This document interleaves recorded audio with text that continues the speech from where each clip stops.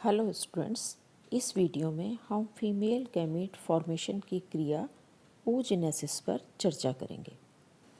Female animals में gamete formation की क्रिया को oogenesis कहते हैं और इससे फीमेल गैमीट ओवम का फॉर्मेशन होता है। फीमेल एनिमल्स में मेन रिप्रोडक्टिव ऑर्गन ओवरीज होते हैं जो कि जर्मिनल एपिथेलियम से लाइंड होते हैं। फीमेल गैमीट ओवम स्पर्म के कंपैरिजन में आकार में बहुत बड़ा होता है और नॉन मोटाइल होता है। इसमें yolk, cytoplasm, protein, glycogen, nucleic acids ये सब बहुत मात्रा में पाए जाते हैं। स्पेशली उन एनिमल्स में ओवम बड़े होते हैं जिनका विकास मादा के शरीर के बाहर होता है, जैसे fishes, amphibians, reptiles, aves. Mammals में ओवम कंपैरेटिवली छोटा होता है क्योंकि इनमें भ्रूण का विकास मादा के शरीर के अंदर होता है, इसलिए जितने भी पोषक पदार्थों की ज़रूरत होती है डेवलपमेंट के लिए वो फीमेल टिश्यूज से मिल जाते हैं। ओवम मेनली 3 काम करते हैं। पहला, ये जाइगोट के लिए हैप्लॉइड क्रोमोसोम्स का एक सेट प्रोवाइड कराते हैं। दूसरा, जाइगोट के पूरे साइटोप्लाज्म की व्यवस्था करते हैं क्योंकि स्पर्म के पास साइटोप्लाज्म नहीं होता है। और तीसरा काम, ये विकसित होने वाले भ्रूण के लिए ज़रूरी भोजन उपलब्ध कराते हैं जिससे भ्रूण का विकास पूरी तरीके से हो सके। oogenesis की प्रक्रिया भी स्पर्मेटोजेनेसिस की तरह ही होती है, लेकिन स्पर्मेटोजेनेसिस के तुलना में ये प्रक्रिया कंपैरेटिवली जटिल होती है। oogenesis की क्रिया की शुरुआत भी प्राइमोर्डियल जर्म सेल से ही होती है और इस क्रिया को भी शुक्राणु जनन या स्पर्मेटोजेनेसिस की प्रक्रिया की तरह 3 अवस्थाओं में विभेदित किया जा सकता है। पहली है गुणन प्रावस्था या मल्टीप्लिकेशन फेज, सेकंड है वृद्धि प्रावस्था या ग्रोथ फेज और थर्ड है परिपक्वन प्रावस्था या मैचुरेशन फेज। फर्स्ट स्टेज है गुणन प्रावस्था या मल्टीप्लिकेशन फेज।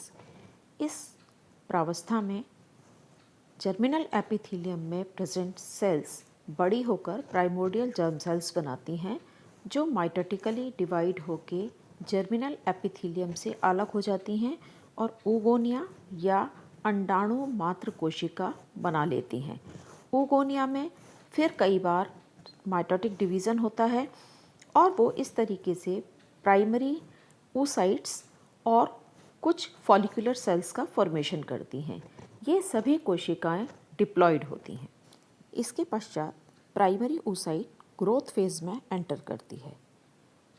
oogenesis की क्रिया में ग्रोथ फेज बहुत महत्वपूर्ण अवस्था होती है क्योंकि इस अवस्था में विकसित होने वाले भ्रूण के लिए ज़रूरी पोषक पदार्थों का संश्लेषण और संचय किया जाता है।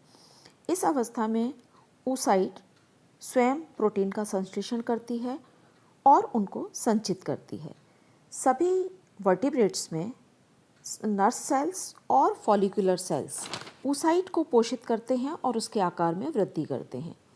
अंडाणु में जितना भी योग संचय किया जाता है उसका संश्लेषण लिवर में होता है और यहाँ से मदर के ब्लड के द्वारा ये विकसित हो रहे oocyte में ट्रांसफ़र कर दिया जाता है। अंडाणुओं में जो ग्रोथ फेज होता है वो बहुत लंबा होता है क्योंकि फर्टिलाइजेशन के बाद एम्ब्रियोनिक डेवलपमेंट में ओवम का साइटोप्लाज्म और स्टोर्ड फूड इनका बहुत इम्पॉर्टेंट रोल होता है, इसलिए oogenesis का ग्रोथ फेज बहुत इम्पॉर्टेंट होता है। प्राइमरी oocyte का ग्रोथ फेज कुछ दिनों से लेकर कई वर्षों तक हो सकता है और इसका साइज़ भी कई गुना बढ़ जाता है जो कि एनिमल टू एनिमल वेरी करता है। फॉर एग्ज़ाम्पल, यदि हम फ्रॉग की बात करें तो इसका ग्रोथ फेज लगभग 3 साल का होता है और प्राइमरी oocyte का साइज़ भी लगभग 27,000 टाइम्स बढ़ जाता है। ग्रोथ फेज में प्राइमरी oocyte के साइटोप्लाज्म, योक और न्यूक्लियस में बहुत ज़्यादा वृद्धि होती है। ग्रोथ फेज की स्टेज को भी 2 सब स्टेजेस में डिवाइड किया जा सकता है। पहली है प्री वाइटेलोजेनेसिस ग्रोथ पीरियड या पीतक पूर्व वृद्धि काल और सेकंड है वाइटेलोजेनेसिस ग्रोथ पीरियड या पीतक वृद्धि काल। पहले बात करते हैं हम प्री वाइटलोजेनेसिस ग्रोथ पीरियड की। इस पीरियड में प्राइमरी oocyte के साइटोप्लाज्म की मात्रा में और केंद्रक के आकार में बहुत ज़्यादा बढ़ोतरी होती है और इसमें यौगिक का संचय और संश्लेषण नहीं होता है। इसमें न्यूक्लियस का डिवीज़न प्रोफेज स्टेज में पहुंच जाता है और ये फर्स्ट डिवीज़न मियोटिक डिवीज़न या अर्धसूत्री विभाजन होता है। इसमें क्रोमोसोम्स के होमोलोगस क्रोमोसोम्स के पेयर बन जाते हैं और इसके बाद में डिवीज़न की प्रक्रिया को तब तक के लिए रोक दिया जाता है जब तक कि ग्रोथ फेज़ पूरा नहीं हो जाता। अब हम चर्चा करते हैं न्यूक्लियर मटेरियल में इंक्रीज़ की। न्यूक्लियर मटेरियल में बढ़ोतरी का मेन रीज़न जो होता है वो न्यूक्लियर सैप का फॉर्मेशन और न्यूक्लिक एसिड्स की मात्रा में ग्रोथ होना होता है। इसी समय क्रोमोसोम्स के साइज़ में भी बहुत ज़्यादा वृद्धि हो जाती है। जैसे मेंढक की oocyte में ये क्रोमोसोम्स लंबे हो जाते हैं और एक विशेष प्रकार की आकृति को धारण कर लेते हैं। कुछ और एनिमल्स में भी जिनमें कि oocyte बड़े होते हैं, पीतक की मात्रा बहुत ज़्यादा होती है, वहाँ पर भी क्रोमोसोम्स वृद्धि करते हैं और लैंप ब्रश की आकृति धारण करते हैं, इसलिए इनको लैंप ब्रश क्रोमोसोम्स कहा जाता है। इनमें गुणसूत्रों के क्रोमेटिड्स गुणसूत्र की एक्सिस के अनुप्रस्थ दिशा में बहुत सारी लूप जैसी संरचनाओं का विकास कर लेते हैं। केंद्रक में इस तरीके के 500 लूप तक देखे जा सकते हैं। इन लूप्स में डीएनए रेप्लिकेट होकर मैसेंजर आरएनए का फॉर्मेशन करता है। ये एमआरएनए डीएनए की हेरिडिटरी इंफॉर्मेशंस को ट्रिपलेट जेनेटिक कोड की फॉर्म में साइटोप्लाज्म में ले जाता है और वहाँ जाकर प्रोटीन संश्लेषण की क्रिया को करवाता है।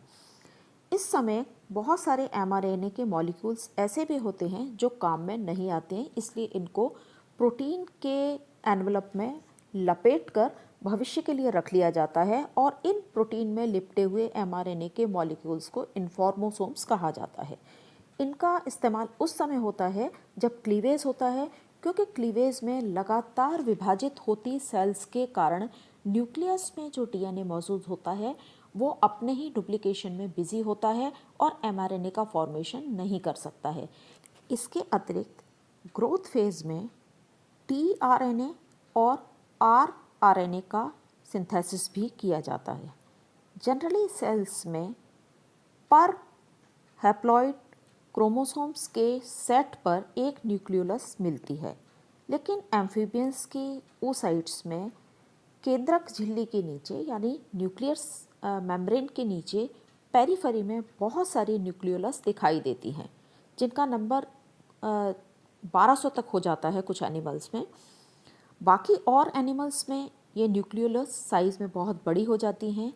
न्यूक्लियोलस के साइज़ में जो बढ़ोतरी होती है वो एक्चुअली जीन की संख्या में बढ़ोतरी और उनके द्वारा सिंथेसाइज्ड आरआरएनए की अत्यधिक मात्रा के कारण होती है। बिना माइटोटिक डिवीज़न के जीन के नंबर में जो बढ़ोतरी होती है उसको जीन एम्प्लीफिकेशन कहते हैं।